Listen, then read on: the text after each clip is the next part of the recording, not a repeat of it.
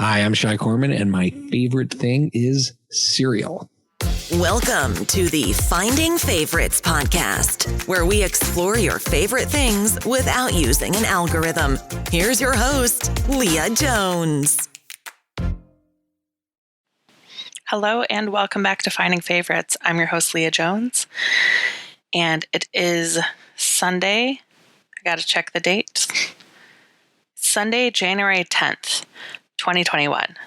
I recorded this episode yesterday. I was out of banked episodes, and this week was just a pretty awful week in American history, living through history and watching it unfold, an insurrection and a coup attempt in Washington, D.C., and feeling very helpless while I try to stay home. And there's a pandemic, so we have to stay home. There's this storming of the Capitol. I just watched the news pretty much constantly. It was a very overwhelming week. Tried to get a little bit of work done. And there were a few times this week when I tore myself away from the news to just laugh with friends or coworkers or do something different. One of those was a coworker at the end of the week found an online Pictionary, and we played online Pictionary for the last hour of the day on Friday and laughed until we cried, and it was just much needed. So if you're looking for something new to do with your friends or a way to disconnect for a little bit, this online Pictionary, I think it was called Draw Awesome. I'll link to it in the show notes. Open up a Zoom, make a login to this website, and do Pictionary and just laugh for an hour if you're able to. Then I participated in Paul Scheer and Rob Hubel do a weekly Twitch live stream, and this week they did a dating show, and I'm a member of Paul Scheer's Discord. Those are all words that mean something in 2021. I'm in a fan community, and he asked there for people to volunteer. And so I participated in this live dating show with a couple comedians who I admire. And that was a fun and silly thing. And then the third thing that I did really to unplug for an hour this week was I didn't have any episodes banked. I didn't think I had it in me to talk to a complete stranger about something I didn't know anything about. But luckily, my friend Shai Korman from the podcast Friday Night Movies said, what if I come on and we just talk about cereal? So today's podcast, Shai has made 4 lists of his top 10 cereals in different categories. We talk about nostalgia for 80s commercials, our own favorites, our cereal habits as adults. This is just a silly episode. And because it was what I needed this week. I also had a friend of mine, Lucy Scher. She was someone I got to know when I first moved to Chicago. When I moved to Chicago in 2002, 2002 was before MySpace and Friendster. And so while there were a lot of Millikan alumni in Chicago, I had left the Midwest for 3 years and I wasn't super connected. And the person I reconnected with in Chicago was my friend Kathy. And Kathy went to Illinois Wesleyan. And Kathy's group of girlfriends who had all moved straight to Chicago after college, embraced me and brought me into their girl gang. And in my 20s, I spent a lot of time with Kathy and Lucy, Carrie, Mara, and was included in bachelorette parties, attended weddings. We attended funerals with each other when there were tragedies in our lives.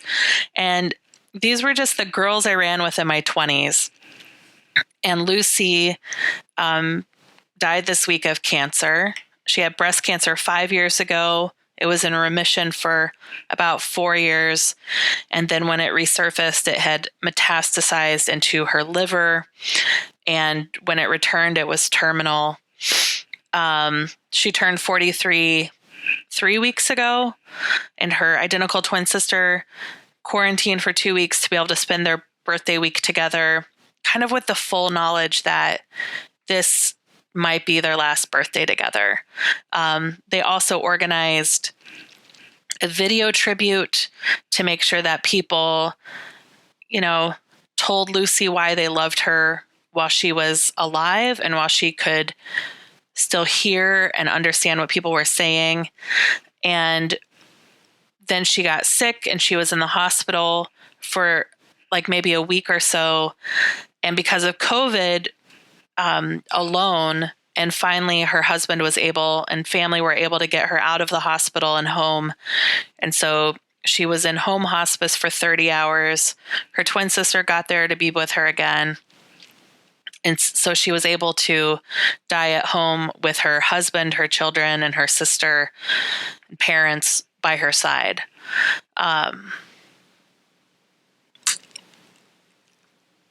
And she's not someone I knew well as we grew into our 30s and 40s.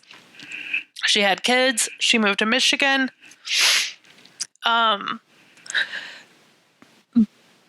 But the Facebook tributes to her and the videos she made at the end of her life, knowing that she was going to die soon, the videos she made so her kids would understand the work she did, the wholehearted participation in her community in East Grand Rapids was tremendous. The work she did as a financial advisor to women specifically was tremendous. She was like the best friend of my best friend. And so I really ache for the people I'm close to who loved her dearly, for her husband and kids, and really for her twin sister. I'm also a twin. It's really hard to imagine what Sarah's going through right now. So for all those reasons, the insurrection and coup and Lucy dying and the world just being a really hard place right now, I thought this week I'm just going to talk to my friend Shai about cereal.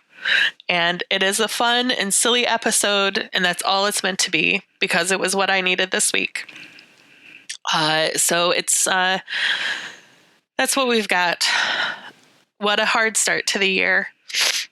And hopefully we can eke out some hope and that things will get better. But until we get there, stay safe, stay home, wear a mask, and wash your hands.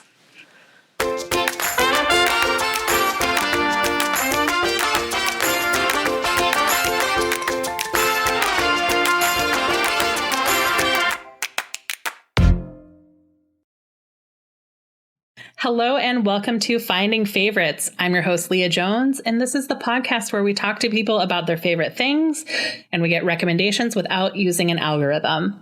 This week, I'm super excited to have my first return guest. I've got Shai Korman from Friday Night Movie podcast, and a good friend of mine is back in the Zoom with me. How are you doing this week, Shai? I'm so psyched to be back. This is so great. I have been accused of having too many favorite things. So whenever you are asking about, who's got a favorite thing, I'm probably always going to throw in. So I'm just generally so, my heart is so warmed to be back. I would say like my heart is warmed like cinnamon toast. Because in honor, of course, of Cinnamon Toast Crunch being, I'll just start there. We could do the whole episode on that cereal. Yeah, we could. That is currently the only cereal I have in this house. I mean, and it must only be eaten a box at a time, as far as I'm concerned. Yeah, which is why it's not in my house right now. Fair. Right. I mean, I can track the history of Cinnamon Toast Crunch. I remember when they put the swirls in it. I don't. What we learned last time you were on is So Shai was my guest, and we talked about Cats, the musical, the stage show, the movie. But in essence, we were recording an hour-long response to one of our shared favorites, which is the podcast, How Did This Get Made? It was a meta. It was a multiple favorite episode. Yes, it was deep. It was meta, but not a traditional Finding Favorites episode. So when you said, I want to come back and I want to talk about cereal, I was just like, yes, this has been such an impossibly hard week. Yeah. I have spent so much time doom scrolling.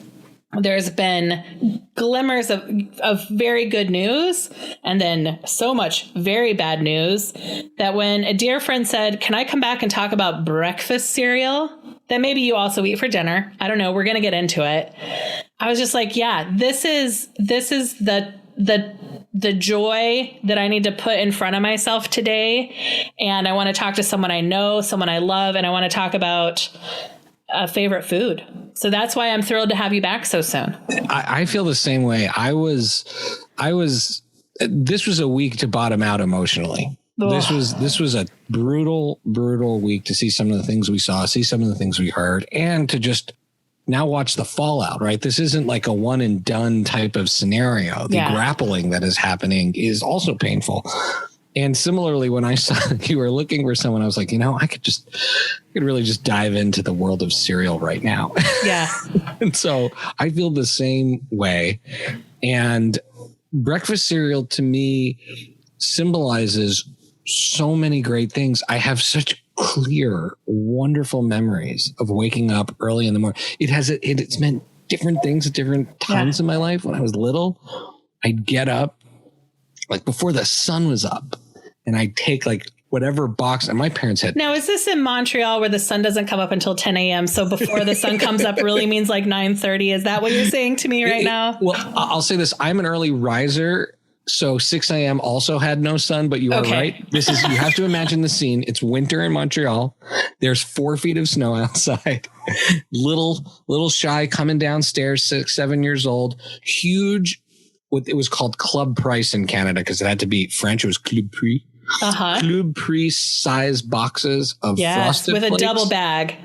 Well, in Canada, it was just one giant. It was liters, I guess. So it was one bag. I don't know. The huge family boxes. We only had Frosted Flakes, Fruit Loops, and the Canadian version of Corn Pops, which are wildly different than Corn Pops in the United States. Are Corn Pops Kicks, or were Corn Pops a separate brand? No, Corn Pops in the States are like this almost pillowy corn like mushy nuggets. Oh, yeah. In Canada, they were like flavorless moon rocks. They were, you couldn't, no matter how much milk you put in them, they would never get soft. They just ravaged the whole inside of your mouth. But my parents would go to Club Prix and they would get those were the ones we were allowed to have. And they were the non-sugar ones, but they liked getting the big discount ones. And in Canada, we had a more limited selection. And I'd grab one of those boxes, I'd sit down in front of the TV, and I'd just bowls upon bowls upon, I mean, you build a lot of stamina when you're eating those Costco style bowls. Yeah. So, you already hit on one of my questions, which was, were you allowed to have the cereals with cartoon mascots? So not only first of all, the cartoon mascots were different in Canada in some cases, which is hilarious. So I think probably it had something to do with the French, like Snap, Crackle, and Pop were either outlawed or renamed, like Crunch, Maurice, and Laurent or something. No, I don't know. I remember. Need it to be a Maurice. It's a Maurice. But we didn't have Cocoa Krispies, for example. We had Cocoa Crunchies, which had a monkey on it. Oh, okay. Yeah, which was like even though it was the same cereal, I would not touch it. It's not going to have Snap, Crackle, and Pop. Forget it. So you were loyal to American mascots despite living in Canada. Exactly. And my parents it feels like by most people's standards, when they ask us about what we used to eat in our house, it's like, oh my God, you live in a lawless house. This is a dream house. Because we had sugar cereals every day. There was no like, oh, you can only have them on the weekend or once a summer at camp, which is like what my wife had. We were allowed to just have them. And, but the thing is that I do think my parents drew a line, and the line was the marshmallow cereals. Those were very rarely, if not ever, allowed. And the basis that they would pull, though, was that they would argue they were not kosher. And I don't know whether or not they're kosher or not, but my parents had put down the facts that all marshmallow cereals, the marshmallows were made out of gelatin. Which are therefore made out of pork and not kosher. Exactly. So I don't know if it's true or not, but Lucky Charms was I guess that treat cereal. So for us, Frosted Flakes, that was just a regular cereal. Yeah, I think of Frosted Flakes being a regular. I guess Frosted Flakes are the sweeter version of Corn Flakes, which are the sweeter version of Special K. Yeah, or Corn Flakes are a corn-based flake. Yeah. Special K is a more rice-based flake. So it's more like its genus would be more connected to Rice Krispies. But to blow your mind even more, in Canada, in the United States, Special K it's a larger, crunchier, multi-topographical flake. In Canada growing up, and it might even still be the same now, the Special K were these tiny little flakes that were almost just like Rice Krispies, but like little mini flakes. So more like a Raisin Bran flake? Because a Raisin Bran flake was pretty small. A Raisin Bran flake, I would argue, is more thin than small, but you're right. But no, it was almost like someone had taken Special K in the States and smashed it into pieces. It was like the Canadian Special K was the leftovers from the Kellogg's factory. And they were like, bag it up, put some French on it, and sent it over the border. Send it up. It was like space dust. Because we had Sam's Club was the club that my parents shopped at. And so we were like a Cheerios, Honey Nut Cheerios, came in the big box with 2 big bags in it.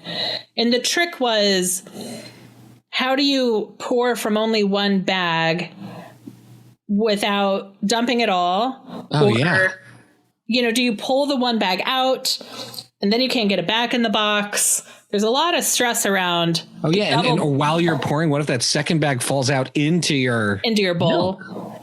Oh. Wait, what do you mean are you a milk first, cereal second person? No. Cereal first. So it depends on which phase of my life. My parents actually talk about how the greatest moment in their life was when I was about 5 years old and I was able to pour myself my own bowl of cereal because it meant that they didn't have to wake up anymore. So it has to be cereal first in my view, because milk is just, and as I got older, I don't even know if I always had it with milk, but no, I'm a minimal amount of milk. Okay. To maximize crisp and to give it like a little bit of a balance. Yeah. But in general, I try to put the least amount of milk but still feel like I have some. Yeah.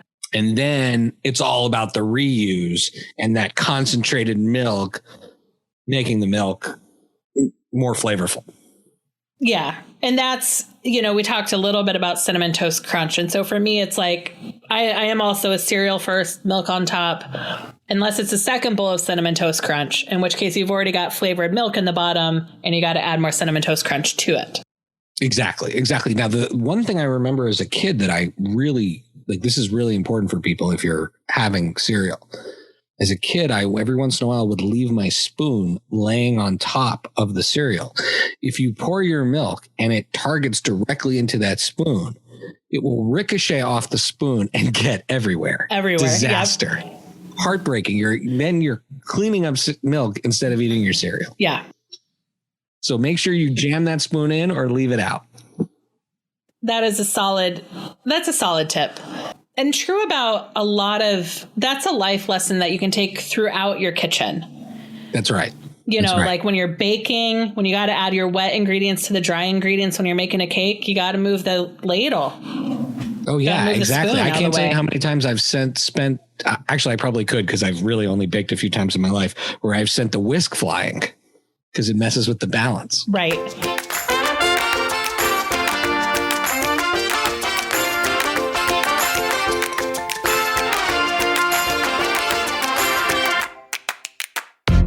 So So before I hit record, you said, Leah, I've got 4 categories of cereal to talk about. Yes. Tell me about category 1, or how Now, did you break out the world of cereal? Would you like to simultaneously see the notes, or do you want me to just take them through them? Oh, no, I just want to hear the notes. Okay. So my first one are my favorite cereals of all time. This is mixed category, mixed eras, mixed countries, I guess, because I do differentiate between Canadian and American versions, although in general, I err toward the American versions. So that is my first category. Would you like me to run down that list? I'll go quickly. Run down it, and then I'm going to ask you ask you for some details. So I'll say number 1 of all, and I'll start at number 1. Let's start at the best. Yeah. The best of all time is Cinnamon Toast Crunch. Absolutely. Stands the test of time. I miss the pre-swirl era, but the swirls actually really do enhance the flavor. There really just isn't a better one. But it does, you do have to try to eat it when it's crispy. You've got a small window, so that ratio is really important. Then for me, Cocoa Krispies, because they were their forbidden fruit, we'd go home to Philly for Passover, and then my parents would stuff boxes of them in our bags when we come home, and that was our Cocoa Krispies for the year. Then Crispix. There's only a couple non-sugar cereals in this list, but Crispix, which captures the best of corn checks and rice checks. One side's rice, one side's corn, and it really does take a long time to get uncrispy. I love Crispix. Then Apple Jacks, which is like reviled cereal. Yeah. Most people think this is like, could you get grosser? I love Apple Jacks, but specifically the Apple Jacks in the 80s before they added the green ones that were really had a bolder cinnamon flavor. The current ones are really just kind of a shoddy sugar cereal, but the original 80s Apple Jacks. Then I dig Fruity Pebbles lately. This is current. Fruity Pebbles are probably my favorite fruit cereal, but Trix, pre-shaped Trix where it was just hockey pucks. Yep. And the Trix commercials mean a lot to me. Could have gone in that spot, but I went with Fruity Pebbles. Then Cocoa Puffs, they were a good substitute for Cocoa Krispies, although it's they're corn based and they're hard as a rock. In Canada, we didn't have Cocoa Puffs. We had something called Nesquik cereal, which had the rabbit from the Quick powder. Yep. For some reason, even though it's the same cereal, it tastes better when it had that crazy bird on it, the cuckoo for Cocoa Puffs bird. Special the bird that was cuckoo for Cocoa Puffs. Cuckoo for Cocoa Puffs. I still reference that and Silly Rabbit Tricks Are for Kid on a regular basis. I say that to my kids, Silly Rabbit Tricks Are for Kids. What, Dad? And they don't. And then Special K, the American version. I like the thicker, chunkier flakes. Okay. And then this could be the Canadian version. I'm not sure if one was Canadian and one was American, but we had Honey Nut Cornflakes in Canada, and then in the States they had something called Nut and Honey, which I think was the same thing. Oh, Nut and Honey, yeah. Yeah, I think these were the same things, but in Canada they kept it simple for the Canadians. Honey Nut Cornflakes, and then can't leave out Captain Crunch, even though that's like a once every 2 years cereal, and you have to soak it overnight to be able to eat it. I do want to. You mispronounced his name. I believe Cap'n. I heard it. It's Cap'n, not Captain. You're right. It is Captain. It's Cap'n. You're correct. I even wrote it as Cap'n. You're right. Cap'n Crunch was a client of mine. Yes, and the company or the guy, the brand. Oh, okay. I'm like, he's a real guy. We worked with Cap'n Crunch, and when I worked in consumer PR, and the day that, oh man, so the WikiLeaks founder is Julian Assange. Who's the person that released the WikiLeaks information that was in the government? Edward Snowden. So no. The WikiLeaks information. Sorry, there's Chelsea Manning. It's Edward Snowden is the person I'm thinking of. Edward Snowden was a later different event, but same theme. So Edward Snowden, the day that his news broke, is the same day that Cap'n Crunch got accused of stolen valor for wearing the wrong number of stripes on his uniform and claiming that he was a captain. So there was this controversy that started on Reddit and got all the way to Colbert in like 48 hours about how Cap'n Crunch had done Stolen Valor. And it was our first day on the account, and we were in a war room for 6 hours discussing the brand response to this allegation of stolen valor. And what we decided was to do a animated press conference of the captain explaining that the maritime laws of the Milky Seas are different than the maritime laws of the world, of the water, the seas with like water in them, and that he was a captain, not a captain. Everything that you do, I just am always in awe of, because this is like a dream world I could live in. The universe building in Cap'n Crunch's military rank is like, who gets to do that? That's incredible. It was wild. But I remember at the time, it was like the Edward Snowden story was also going on. And we were pushing this story about Cap'n Crunch and his stolen valor and getting that like on the morning news as well. And then later, because at the time Cap'n Crunch had a talk show on YouTube, that we were like, who's he interviewing? Like the other mascots? Like he's got like the Tricks Rabbit on? Other celebrities. And so they would hire celebrities to get in the bowl, the animated bowl with him. That's amazing. And in order to get more traction, we were like, how does a talk show host gain notoriety? It's like, well, they get caught by TMZ, they have an affair, and then you do like the apology tour. So we had Chrissy Teigen get caught on the beach with Cap'n Crunch. For real. Like she signed on to this. She signed on to this. She's so cool. I love her. So this is a Cap'n Crunch in an inflatable Cap'n Crunch mascot outfit. Okay, so this isn't post-production CGI. No, this is like a person in an inflatable costume frolicking on the beach with Chrissy Teigen. And then we did an apology tour where Chrissy Teigen and Cap'n Crunch did a radio media tour apologizing for being caught cheating on John Legend. That's incredible. And I am now looking at the pictures, and this is absolutely amazing. You're a genius. And so number 10, I just didn't want to leave out number 10. Number 10 is Lucky Charms because it was also a forbidden fruit. Okay. And it had marshmallows. And that was a big deal. But we like that you'd have to have it on vacation or some like. Right. That is a hotel breakfast buffet treat or sleeping over at another person's house. If you're at a fancy hotel, or you'd have to be one of those kids' houses whose parents like bought them the really nice toys. Like there's definitely a correlation between kids who had the G.I. Joe USS Flag, which was the huge aircraft carrier, and kids who were allowed to have Lucky Charms. Right. We were not an aircraft carrier house. Yeah, we were not either. You did name a couple in there that I think of as an adult that are froyo toppings. Oh, interesting. So Cap'n Crunch for me is an outstanding topping on frozen yogurt, and so is Fruity Pebbles. The contrast is awesome. And Fruity Pebbles, I love the flavor. I love Fruity Pebbles in its Rice Krispie treat style form. Yeah. A lot. And then also there was kind of a mix of a couple maybe like grown-up cereals in there.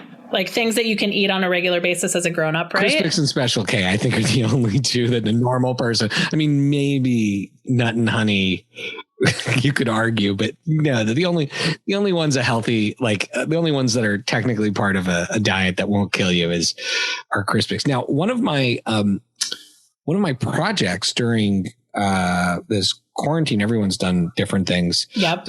To keep my family entertained is for multiple weeks in a row, we held Sugar Cereal Friday tastings, and I'd like take a picture of the setup and I'd buy 4 or 5 different ones and we'd put the bowls out and the kids would try them.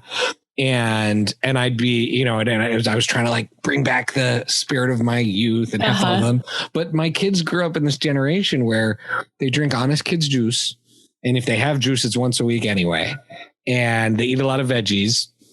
And so I think they only liked one of the sugar cereals. Most of them, they were like, these are awful, Dad. And I'd be like, what are you talking about? More for me. Like Churro Cinnamon Toast Crunch. This is the greatest thing I've ever had. I haven't had that one yet. That one's good. That's in my honorable mention section. Yeah. And then Cinnamon Toast Crunch. So we growing up, we were like Cheerios, Kix, Honey Bunches of Oats. Kix had amazing commercials. Yeah. And Honey Bunches of Oats just missed on my honorable mentions, but that's a great cereal. That was a good one. Yeah, Kix, kid tested, mother approved. It felt like the sugar cereal you were allowed to eat. Yeah, but to me, Kix, like the marketing in Kix was so much better than the cereal. Like I'm like kid tested, mother approved, and then I always eat it, and I'm like, oh, I just wanted to taste a little bit more like Fruit Loops or Trix. Like it like just looked enough like Trix, but didn't taste like it. Yeah. And then we weren't a marshmallow. Your parents didn't use the kosher scam that my parents used. They didn't, on account of my parents not being Jewish. Oh, okay. So they didn't have that as an excuse. That was just something like, it was a sleepover. When you went to a sleepover, you'd like get some sugary cereals. But we were 100% allowed to just like dump spoonfuls of sugar on our cereal. Oh, my mom introduced us to that. So so my mom, who is one of the best like eaters and eating buddies in the universe. Like it's so much fun to eat with my mom. She's just, in general, it's so much fun to do stuff with my mom. She's just the life of the party. When we'd have Just Rice Krispies, we'd take spoonfuls of sugar and just pour them on. And she was like, let's make homemade Honey Nut Cheerios. And we just like douse our Cheerios to the point where you'd scrape the bottom of the bowl and you'd just be getting honey and milk. Delicious. I have never added honey to cold cereal, but sugar, spoonfuls of sugar, absolutely. Because that just made the milk so much better. Oh yeah, the milk but then you're not using that processed sugar. You're using the Domino, whatever that you have in your house, and your sugar bowl. Using the processed that's a little sugar. bit better for you. So I made a list of non-sugar cereals as well. Okay. Now are non-sugar cereals that you eat now as like a grown-up dad who has a responsible job, or? No. None of my cereal eating has just the amount of cereal I consume is less. Yeah. But there's no like, if I'm going to have cereal, I used to eat cereal. So when I was older, cereal would be like my dessert and my like evening food. Now that my metabolism is basically reverse, whatever the opposite of metabolism is what it is. I just try not, if I have cereal around the house, I'm going to eat a ton of it. Yep. And so because you can't have one bowl, you got to just go deep. So I'll just have a cereal night every few months, and that'll be that. And then, I would say like I have cereal like less than I would drink. I mean, I don't drink a lot either, but it's like that kind of a thing. Like I might have a weekend where I have a couple of whiskeys and then not for months. That's I would say for me, sugar cereal is probably the bigger danger anyway. So for my non-sugar cereals, Crispix, of course, number one. Yep. Then, and this should have been in my top 10 overall. Do you remember Corn Bran? Quaker Corn Bran. The only thing it had on it was the picture of the Quaker. Or is that only in Canada? Tastes like card. It's your number 2, so that it can't taste like cardboard. Oh, I mean, it sort of did. Bran. What cereal is a lot like it now is Puffins. It looks like in the United States it was called Crunchy Corn Bran, but here I'll show you. It's just the picture. It's just the picture of the Quaker, like in the box we had in Canada, and we also, again, because all of the cereals had to have French names, it was like Maison or something like that. But ours didn't even have this like little design that's on the one I just sent you. It was just the Quaker's face and the cereal. No prize. It was brown, hard, delicious. Love it. Puffins is a lot like it now. Oh, this is a cereal that I loved. Yeah, this cereal is awesome. In fact, I probably messed up my top 10 because I have Special K below this. So Corn Bran Crunch, every piece of it looks like a pillow. It's a tan pillow with like 3 lines cut in it. And it is one of the cereals that absorbs milk most evenly. And yes, but I will say, if you leave it on one side and you get like one side hard and one side soft, Yeah. Delicious. So Corn Bran, Special K, classic Rice Krispies, especially if you're dumping sugar in them. Rice Chex, Corn Chex, because that's just half of Crispix. Multigrain Cheerios. I think regular Cheerios are a ripoff. I know people love them, but blech. Multigrain Cheerios, though, are delicious and are borderline sugar cereal. Yeah. Here's a real gross one. Cracklin' Oat Bran. Have you ever had Cracklin' Oat Bran? Cracklin' Oat Bran looks and kind of feels like you imagine dog food. And it's like so awesomely gross. But and when it sits in the milk, it almost has like a wood and leaves texture to it, but it's kind of delicious. So Cracklin' Oat Bran, classic cornflakes, and then let's give it up for Raisin Bran. I think Raisin Bran's kind of super gross, but Cracklin' Oat Bran. So I disappeared for a moment because I realized my microphone was dropping.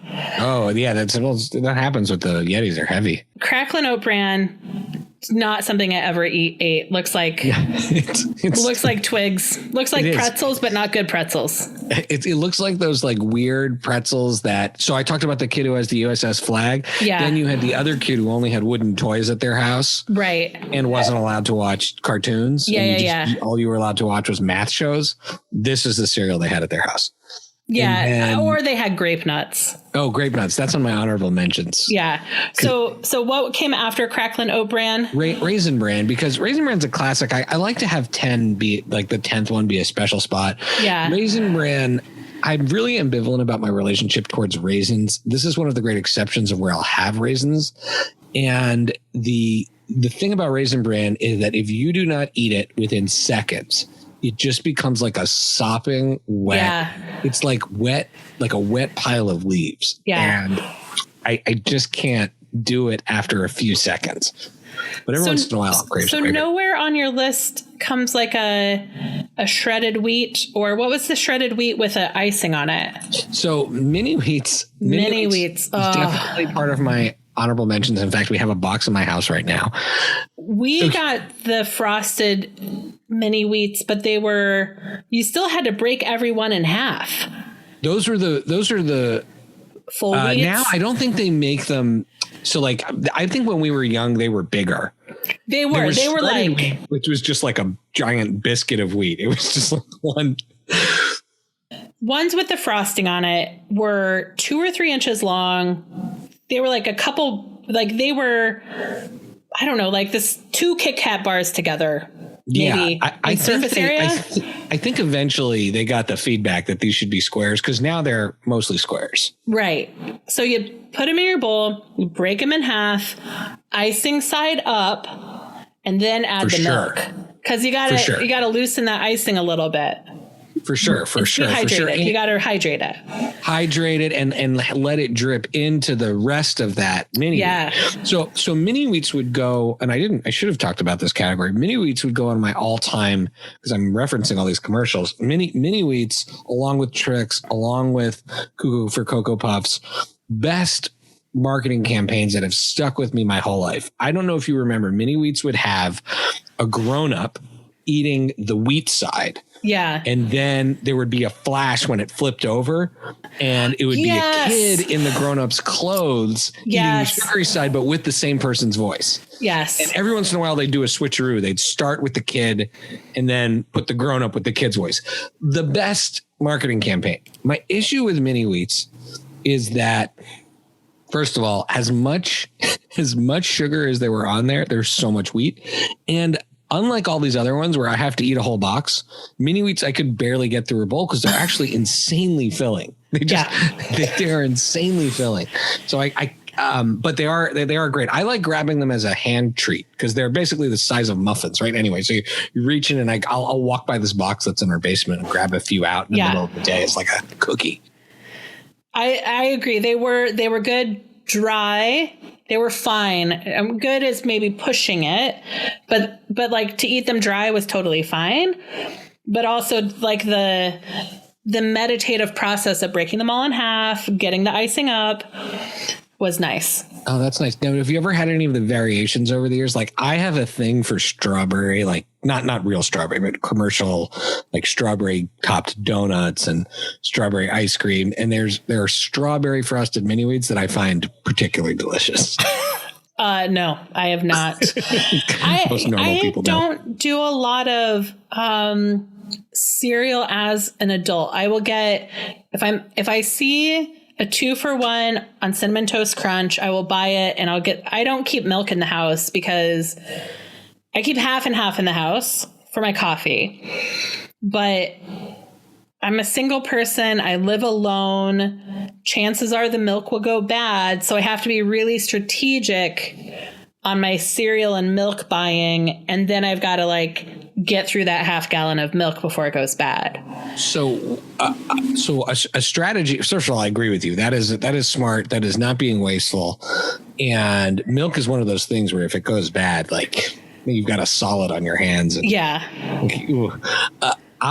So when I was in my teens, I was diagnosed with pretty severe lactose intolerance. So just imagine what my life was before that, eating, bowls and bowls and bowls of cereal before I went to school. Right. I'll be like, wow, my digestion's amazingly improved. And so I principally have had cereal with rice and almond milk, a million variations of those in lactate milk for the last 30 or so years. And so it's actually kind of funny is that I don't really because straight milk is one of those things that really just makes me feel sick. I rarely have it. So I don't truly remember what cereal is like with just regular milk poured in a bowl. Did you ever, and we went to skim milk, I don't know, in the late 80s. So I also like whole milk, unless it's in a cappuccino, gag. I went skim milk, which is practically water. Did you have ever have a phase where you used orange juice as your cereal liquid? Nope. Unacceptable. But I knew people who did. For me, I just can't do it. I love orange juice. I drink it on the side. I had a few very interesting side dishes to my cereal experience. Yeah. But on the point you were just saying now on the milk, my parents were very specific. We had the 2% milk. Yeah. That was what we had growing up. I didn't know what any of that meant, but we didn't have whole milk, and they skim. They were no flavor. I don't know.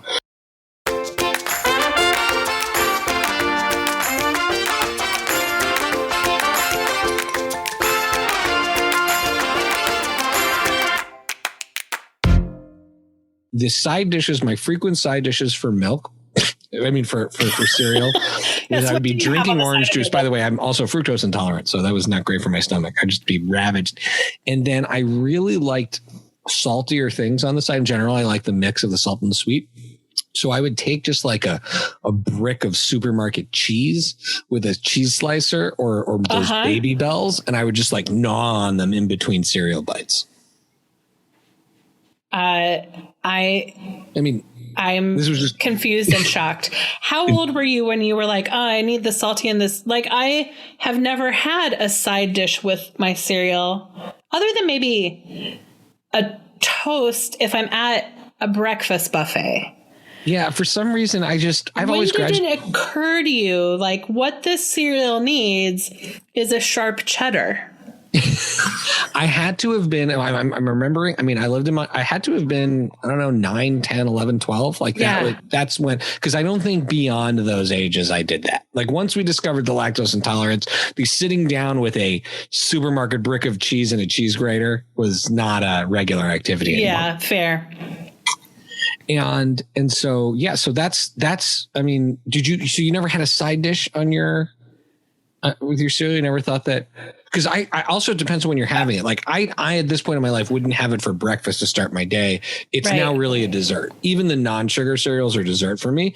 But I do take non-sugar cereals, sprinkle them in my Chobani yogurts now. That's probably the most often cereal application I have. I think if I've bought Cinnamon Toast Crunch, then it's because that's just what I'm just going to eat it for the weekend. Well, the Cinnamon Toast Crunch is a meal in itself. Yeah.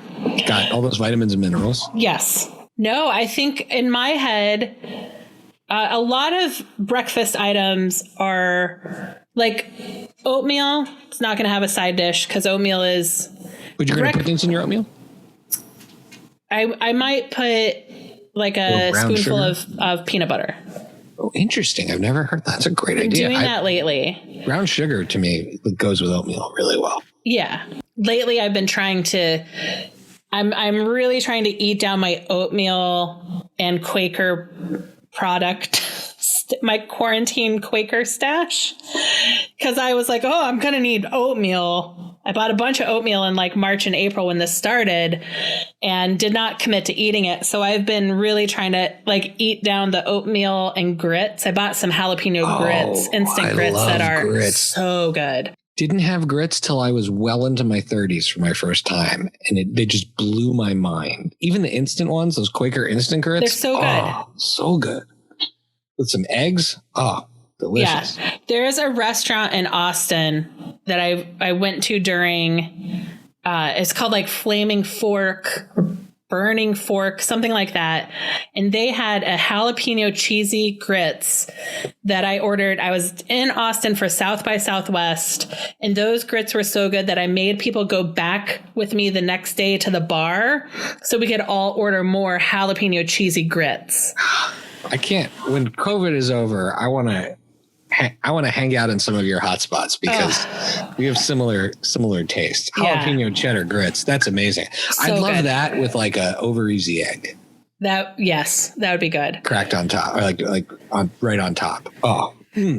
Yeah. So for me, I'm going to say generally home breakfast foods are about one entree and no sides. So breakfast, like I'm going to have oatmeal and I might plus it up with like some fruit or some peanut butter, a bagel with cream cheese. If I'm getting really doing a lot of work on it, it's a fried egg and cheese on a toast or a toasted bagel. But like there are no sides to that. For me, breakfast, now if I'm at a diner, give me all the sides. I'm with you. I miss diners. I generally, IHOP doesn't count as a diner, but like the only thing I order at the IHOP is the breakfast sampler. Yeah. That's the only option for me. Yeah. I need two of everything. I want all of it. And there's a brunch place down the street from me that I will get from them. Now, when I go there, I will get, because I know if I'm going there for breakfast or if they do really good, they just do takeout now. I'll get like a protein main. So I'll get like an egg, some sort of main dish with eggs and cheese, a protein main. And there I will get pancakes for dessert. And I'll have one pancake. I'll get a short stack. And I will order it after I've finished my egg entree. Well, that's this is my motto of life. The whole pancake for the table is about, as we've all gotten older and you want to have everything at brunch. You want to have everything at brunch, but you can't always order a whole stack for yourself anymore and get the protein that you need and get the other side. So order pancakes for the table, share the love, share your sense of childlike wonder. That is my philosophy. So I love that you're keeping the pancake alive, the pancake dream alive. So, all right, list number 3. So list number 3 was honorable mentions. We really touched on most of these, so I'll mention just some of the ones that haven't come up.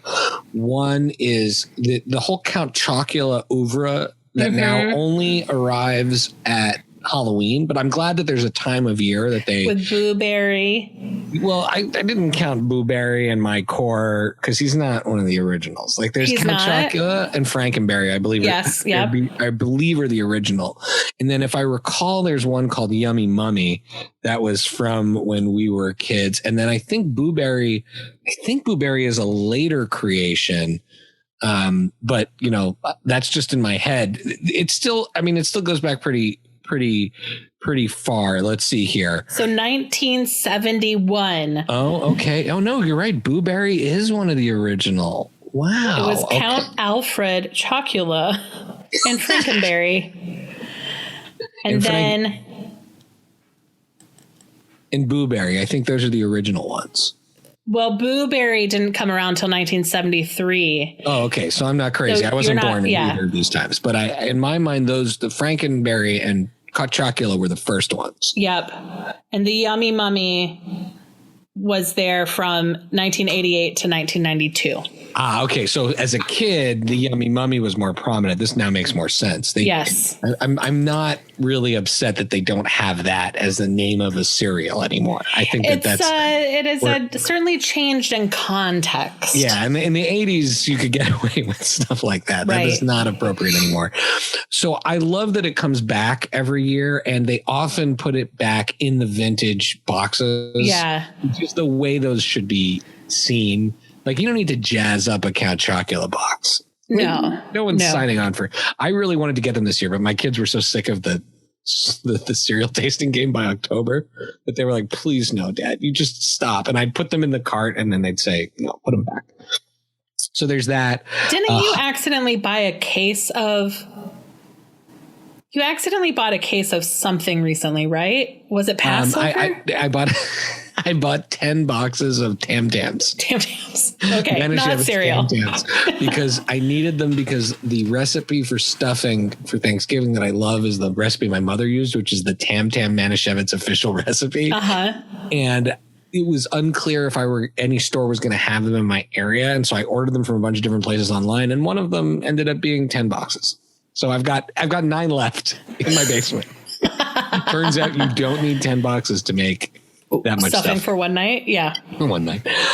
So honeycomb cereal, do you remember that one? Yeah. That ripped your mouth up. Oh yeah. We tried that during it doesn't really hold up as well as I'd like to, I'd like to remember, but honeycomb was cool. And it was one of the ones that we could get at the Club Paris. So my parents would bring honeycomb's box, because each one of those honeycombs was so big. The honeycombs box would be huge. Enormous, like a television box. Yeah. And so my favorite cereal that I had internationally that now is available in the States was I had chocolate frosted flakes in Argentina and Peru when I was in my 20s. Mm-hmm. And that was a big revelation. They were called Zucaritas, Choco Zucaritas. Yeah. And now they're kind of normal because they just seem to have them everywhere in the States now. So I love that one. That one's a modern favorite of mine, but not one that I really am going back to the well on. There's other. Cocoa Krispies is always going to be my top chocolate one. Yeah. I mentioned before, cinnamon toast churros are pretty good. I think people should check those out. It's a solid recommendation for cinnamon. So is it a new shape on the Cinnamon Toast Crunch, or is the spice profile different?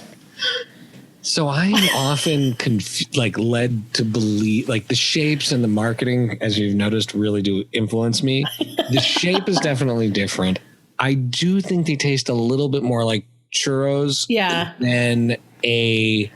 So less buttery than Cinnamon Toast Crunch? Yeah, like more hard cinnamon and less of that cinnamon sugary kind of taste. But I don't honestly know. I don't honestly know if they're different. They might not be different at all. They might just be. But I think they stay really hard in milk. Okay. So it's definitely for the hardcore Cinnamon Toast Crunch fan. People who really like the crunch. Yeah, who like the crunch of that part. I don't know if like churro aficionados will be like, oh, thank goodness General Mills has made a cereal for me. I don't know if that's really who's going to like. But maybe the people that like a Taco Bell churro and not a real churro. That's kind of what they taste like. Are those Taco Bell cinnamon sticks? Yeah. But in milk, which is, I mean, not authentic, but delicious, right? Yeah. Like, no one's going to accuse Taco Bell of being actual authentic human food, but it's still delicious. And then if you want my fourth category. So my fourth category, these are retired cereals, most of which I never had, some of which I had a lot, but I have like a great emotional attachment to each one of these. So one is, these are deep cuts. All right. One is O's, just OH''S. Right. And they were billed as a Cheerio, but that was like, the center was stuffed with all sorts of like yummy goodness, like honey and nuts and things. Oh, but they have like, okay, I'm just so much Googling. Yeah, O's Honeygram cereal. O's. Yeah. Honeygram O's. There were a couple different flavors, but the Honeygram ones are the ones I remember. So imagine it wasn't really a Cheerio. It was more like a corn sugar cereal. In the middle was jammed with like honey and nuts and stuff. I have great memory of those because the one time we had them was on this trip my family did out to the Canadian Rockies in an RV. And they went to the supermarket and we got to pick like whatever we wanted. Ooh. And we saw the O's, which we had seen in the commercial, which we didn't see for some reason in Montreal. We said, we got to get these. And I still remember each bite of that cereal. And this was in 1989. But I still remember the one time I had them and it makes me so happy. So O's, amazing. Then there were C-3POs. I don't remember if I ever actually got to eat them, but just the Star Wars-ness of it was incredible. Required. Cinnamon mini buns. Did you ever see cinnamon mini buns? I don't know if these were available in the United States. These struck me as things that they only had at our supermarket growing up. Maybe they did. Maybe one of your listeners will know. Cinnamon mini buns. They were. It's all over the internet. They were the O's, essentially, just like jammed. Oh. I'm looking at the picture. Yeah, so it's just Kellogg's cinnamon mini buns. They look so sweet because it's like a spiral. It looks like a coffee bun. And it came with a free single. We didn't even talk about prizes in cereal. Yeah. Which it's like not anyways. So the cinnamon mini buns, they were similar texture to the O's, but they didn't have this. They were not that good. And then there's French Toast Crunch. Did you ever have French Toast Crunch? No. This is not the same flavor at all as Cinnamon Toast Crunch. It was a different texture. There were these little yellow slices of bread looking things, and they had a real heavy maple flavor. We had them often, but honestly they weren't like, there's a reason why they're not around anymore, but like for people who like that maple glazed donut, that's what you want some French Toast Crunch for.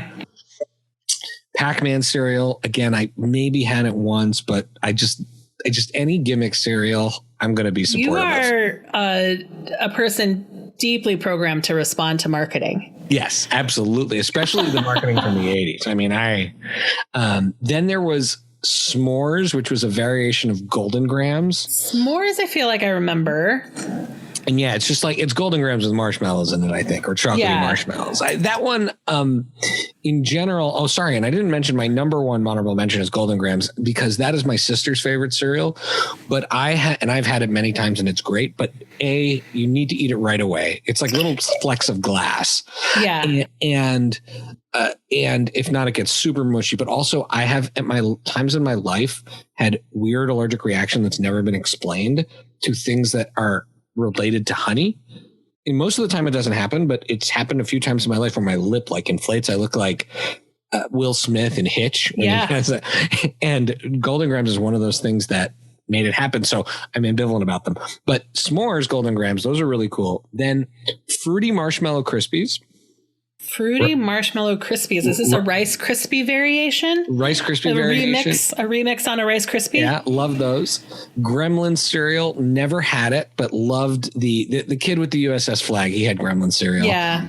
Mr. T cereal, very similar probably to Gremlin. So it probably was the same cereal. It's probably that and 3 C-3POs. And then here's a super deep cut. And I don't know if you're able to pull up a commercial to this because this is just one I remember. Like, I hope it actually exists. But there was a Rocky Road cereal. And the Rocky Road cereal, I remember even having characters that represented each elements of the Rocky Road. And I feel like it was like Cocoa Puffs, but with marshmallows or chocolate covered marshmallows in it. I think maybe I was allowed to have that once. That was one, again, the marshmallow clause. That was too much for my parents. Right. And so that's my other retired cereal that I absolutely, have either fond memories of or like crazy memories of. Do you have any memories of the cereals in like, or pop culture cereals in movies or scenes or things like that? Like for me, there's this movie with Jeff Garlin, your buddy. Yes. And Eddie Murphy. I love how I put Jeff Garlin first in it. It's like obviously an Eddie Murphy vehicle. Daddy Daycare. And the opening of the movie is before they are out of work and are running the Daddy Daycare. they work at a cereal company and they're trying to market Veggios. And the cereal company is like, the kids don't like the Veggios. Like they have them in a room with the mascots that are like carrots, and the kids are beating up the carrot and the broccoli. And the heads of the cereal company say, we're not going to have Veggios. Nobody wants it. We are going to sell cotton candy crunch and we want kids to, because kids love cotton candy and it's basically, poison. And then recently I saw there is a cotton candy crunch. So, and I definitely got it and ate it with my kids. Yeah. It was hardly edible, to be honest. It was a Captain Crunch variation. I used to manage an ice cream parlor, and oh my goodness, there should just be a podcast on all of your, like one for each of your careers, or you're just like your stories. I managed an ice cream parlor. I managed Captain Crunch. I was not the brand manager on Captain Crunch. I don't want to stretch, but I was on the like agency team. But I did manage an ice cream parlor, and one of our flavors, so we sold the brand Chocolate Shop, which is out of Wisconsin. It's like 18% butterfat. This is a good ice cream. Is that good? I don't know. I mean, to me, butterfat just sounds like the more of it, the better in life. Yes. Yeah. Okay. All right. Yeah. The more of it, the better. And they had a cotton candy ice cream that all you ever needed was just to taste it. You didn't need a whole scoop. Sorry, Chocolate Shop. But you would taste it and you could feel the cotton candy airiness somehow in the ice cream. Like the flavor and like texture was dissolving kind of texture. It was very special. Because my kids will get like a Turkey Hill cotton candy or Carvel. I don't know which one of them. And you're just like, it doesn't taste like cotton candy. Cotton candy has a magical feeling to it. There's a magical feel, and the cotton candy ice cream by Chocolate Shop is phenomenal. That's amazing. So those are my 4 big lists. Those are good lists. Do you have any? But yeah, so like I have that movie reference of the cotton candy crunch and the Veggios. Is there any kind of movie moment or TV moment that speaks to you about any of those? Like another one for me is in Forgetting Sarah Marshall, when Jason Segel's character is bottoming out, and they show the montage of all the ridiculous things he's doing, and he has like a huge salad serving bowl, and he's just eating sugar cereal out of it. I was like, oh, what an innovation. I actually these days I tend to eat cereal out of this, probably for the last 20 years, cereal out of a mug. And the reason why is that you can get a great spoon angle action. Okay. B, the milk doesn't spread as far out, so you can use less milk. You can use less milk to get a good ratio. All right. And you can get like more cereal to milk, and you don't and you have a better angle to like dig in. Yeah. So you can tilt. And it's more portable.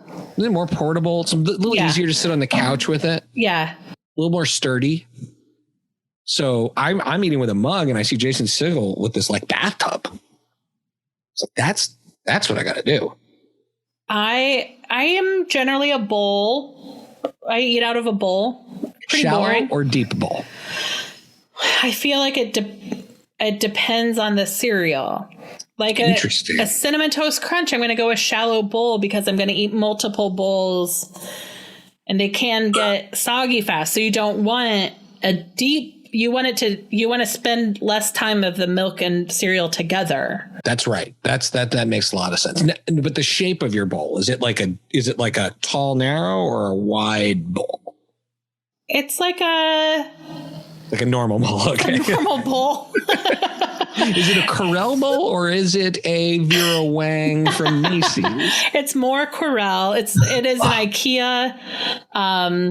It's an IKEA bowl that I bought like 20 of, so that I could do really efficient matzo ball soup delivery during Passover. Oh, that's smart. It's a size of soup bowl that is appropriate to be able to. Nobody actually wants a big bowl of soup at Passover, but everybody wants some. So this is a small bowl that makes that happen. And people want that matzo ball delivery. Yes. That makes a lot of sense. I have to tell you, as happy as I was to see you and chat with you today, this conversation is like, what is it? Endorphins, the thing that makes you happy? It's endorphins or serotonin or This was like, I didn't even have to have cereal to get the serotonin. I'm just like 1,000 times happier than when I started. Yeah. Although I have been mapping out the walk to my bodega, and I'm like, I'm going to go and buy a half gallon of milk. Although I've got coconut milk, and I'm going to go see what cereals he's got, because I am for sure having cereal for dinner tonight. Awesome. That is my plan. Makes me so happy. Well, I hope other people go have cereal for dinner. People should have cereal for dinner. It's been a hard week. Not that we should all comfort ourselves with food, but a trip down nostalgia lane, and thinking about, because we didn't even talk about Life cereal. Mikey likes it. But, I got to tell you, Life's all right. Life gets soggy pretty fast. Yeah. I don't know. I don't know if Mikey had the choice between Life and Chex, he'd probably go with Chex. He'd probably go Chex. Although Life has that like secret sweetness in it. It looks like a healthy cereal, but it's got like covert sugar. Yeah. I could also, I can think of my friend Lauren would be a great guest to talk about then turning cereals into savory treats. The whole like winter Chex Mix home, how do you use it as a way to deliver that umami? I once did 4 Chex Mix 4 ways for a gathering at my house. Wow. Okay. And one was like very jalapeno oriented. One was very powdered sugar oriented. Another one was very chocolatey, and peanut butter, I think, was the 4th one. Nice. Never did it again, but it was delicious. Well, this has been agreed. My endorphins are up. A fun conversation about cereal is what I needed. And guess what? For a whole hour, we don't know what happened in the world. That's right. It's been really nice. Not in an irresponsible checkout way, but it's you can't only take in the horror. Yes, that's right. And I want to say before we go, another moment I had this week like this was when Paul Scheer and Rob Hubel made the decision to do their show Thursday night. And I had an amazing time watching you as one of the guests on their dating show. My wife and I watched. It was amazing. I hope everyone listening to this goes and checks it out. I don't know where. I assume it's on Twitch. I'll put the link to the Twitch episode. You owned it. You were the fan favorite. And the joy it gave me when you busted into your version of the theme song from Cats was, you could tell Paul knew you were playing on just like another level of funny there. Yeah. And it was amazing. And that was another highlight in a very dark week Thank you. That was my brief improv training coming out. I'm like, one of the things you learn in improv is stepping off the wall. Like you can't wait to be called on. You got to step off the wall. So when that guy said, I want you to sing 15 seconds of karaoke, I was like, well, I'm wearing a cat mask. I'm just going to step off the wall and I'm going to sing this song from Cats. And then the lyrics again went out of my brain. And all that was left in my head was Jellicle and the tune. And I think it was fun. It was perfect. It was amazing. Well, Shai, where can people find you on the internet? You can find me at Pancake and the number 4 table, Pancake 4 table on Twitter and Instagram, and every week on the Friday Night Movie Podcast, where I hang out with my sisters, where Leah has been an awesome guest that will definitely have to come back soon. It's a really fun, I've added it to my weekly listens, and I love hearing siblings that just have such warm relationships with each other. And all of your in-laws this week having Jose on and having Ali on. It was funny. Was really fun. And maybe what I'll do tonight. Oh, you know what I'm going to do tonight? Cinnamon Toast Crunch and Cobra Kai. Oh, yeah, do it. Cobra Kai, by the way, so we finished the season. I'll just say before we get a chance to talk about it on the show, it's like this amazing mess season 3, but it gets you where it needs to go. So you just get to the end and you're like, I don't really care how we got here. I'm just happy we're here. All right. I would say, like, it is. Cobra Kai is a perfect continuation of Karate Kid at that Karate Kid Part 3 level of excellence, not at Karate Kid Part 1. But all it's right. very good. No, it seems like they're like, oh, Gen X, you would like some nostalgia? Here you go. Yeah, We have some exactly. nostalgia for you. And it is a comedy, and people often forget that it's a comedy. Yeah. But anyways, but that's a separate thing. I don't want to take off a tangent. Thank you so much for having me. This was wonderful. And have a good weekend. You too. Thank you for listening to Finding Favorites with Leah Jones. Please make sure to subscribe and drop us a 5-star review on iTunes. Now, go out and enjoy your favorite things.